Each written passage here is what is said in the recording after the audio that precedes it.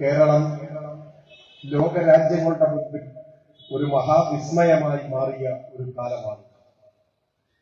കേരളത്തിൽ ഏത് വിഭാഗത്തിൽപ്പെട്ട ജനങ്ങളും, വിദ്യാർത്ഥികളോ, കർഷകരോ, തൊഴിലാളികളോ, മഹിളകളോ, യുവജനങ്ങളോ, ജീവനക്കാരോ ആരുമാവട്ടെ, ഏത് വിഭാഗത്തിൽപ്പെട്ട ജനങ്ങളോട് ഇടതുപക്ഷ മുന്നണി ഗവൺമെന്റിന്റെ ഏറ്റവും പ്രധാനപ്പെട്ട പ്രവർത്തനം ഏത് എന്ന് ചോദിച്ചാൽ ഓരോരുത്തർക്കും അവരവരുടേതായ ഒരു മറുപടി പറയാനുണ്ടാവും. LDF ഗവൺമെന്റിന്റെ മഹത്തായ പ്രവർത്തനങ്ങളുടെ പ്രതിഫലനം ഇല്ലാത്ത ഒരു മേഖലയും കേരളത്തിൽ കാണാനാവില്ല. സ്കൂളിൽ പഠിക്കുന്ന കുട്ടികളെ സംബന്ധിച്ചിടത്തോളം മുൻപ് പരീക്ഷക്കാലത്ത് പോലും പാഠപുസ്തകം കിട്ടാത്ത ഗതികേടായി. അവരോട് ചോദിച്ചാൽ പറയും, സ്കൂൾ തുറക്കുന്നതിന് മുൻപേ പാഠപുസ്തകം കയ്യിൽ കിട്ടുന്നു, അതാണ് മാറ്റം. യുവജനങ്ങളാണെങ്കിൽ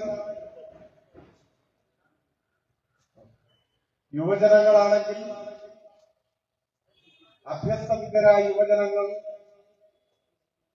തൊഴിൽ ലഭിക്കുന്നത് വരെ പ്രതിമാസ സ്റ്റൈപ്പൻഡ് അപേക്ഷിച്ചവർക്ക് മുഴുവൻ അക്കൗണ്ടിൽ പണം കിട്ടി. കഴിഞ്ഞ ആഴ്ച അപേക്ഷ ഇപ്പോഴും സ്വീകരിച്ചുകൊണ്ടിരിക്കുന്നു. ഇന്ത്യയിൽ എവിടെയുമില്ല. വീട്ടമ്മ ഇന്ത്യ ചരിത്രത്തിൽ ആദ്യമായി 35 വയസ്സ് കഴിഞ്ഞ വീട്ടമ്മമാർക്ക് സ്ത്രീ സുരക്ഷാ പെൻഷൻ അപേക്ഷ സ്വീകരിച്ചുകൊണ്ടിരിക്കുകയാണ്. 62 ലക്ഷം ജനങ്ങൾക്ക് മാസം 2000 രൂപ വീതം ക്ഷേമ പെൻഷൻ.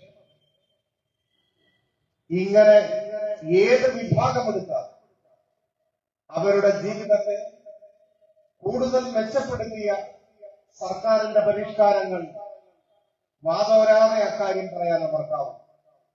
നമ്മുടെ റോഡുകൾ, പള്ളിക്കൂടങ്ങൾ, ആശുപത്രികൾ, സ്വന്തം വീടെന്ന് സ്വപ്നമായിരുന്ന 5 ലക്ഷം മനുഷ്യർ സുരക്ഷിതമായ വീട്, ആ സ്വപ്നം സഫലമായി മാറി. നിങ്ങൾ ആലോചിച്ച് നോക്കൂ, ഒരു വീട്ടിൽ 4 പേരുണ്ടെങ്കിൽ 5 ലക്ഷം വീട് എന്ന് പറഞ്ഞാൽ 20 ലക്ഷം മനുഷ്യർ. 20 ലക്ഷം മലയാളി സ്വന്തം വീട് എന്ന സ്വപ്നം ലൈഫ് പദ്ധതിയുടെ ഭാഗമായി സഫലമായി. അതാണ് കേരളത്തിന്റെ നേട്ടം. ഇങ്ങനെയെല്ലാമുള്ള നൂറുകണക്കിന് നേട്ടങ്ങളുടെ തുടർച്ചയിലും കേരളത്തിലെ ഏറ്റവും വലിയ നേട്ടം എന്താണ് എന്ന് ചോദിച്ചാൽ ഈ പറഞ്ഞതെല്ലാം വലിയ നേട്ടമാണ്.